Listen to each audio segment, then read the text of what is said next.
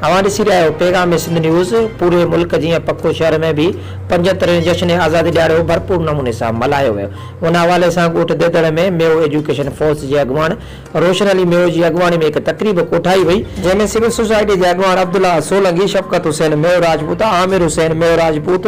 गुफ़रान अली मेयो राजपूत, इसराइल मेयो राजपूत, वसीर देदड़, शाहिद हुसैन मेकण, शीराज मेकण ऐं शहरीन वॾे तादाद में शिरकत कई। उन मौके ते सिट रोशन अली मेयो राजपूत तकरीब खे ख़िताब कंदे चयो त सभ खां पहिरियों मां पूरे पाकिस्तानी क़ौम खे जश्न आज़ादी जूं वधायूं पेश करियां थो ऐं उन बुज़ुर्गनि खे ख़राज तहसीम पेश करियां थो जिन वतन जी आज़ादी लाइ जुदोजहद कई ऐं वतन जी आज़ादी लाइ कुर्बानियूं ॾिनियूं। इहे शहीद जिन पाकिस्तान जी आज़ादी लाइ जानूं कुर्बान कयूं, उन्हनि जे लाज़वाल कुर्बानी ऐं जुदोजहद जे करे ई अॼु असां हिकु आज़ाद क़ौम जी हैसियत सां पंहिंजी आज़ादी जो जश्न मल्हाए रहिया आहियूं ऐं दुनिया में उन्हनि पाकिस्तान जे हिकु आज़ादी क़ौम तौरु सुञाता वञूं था।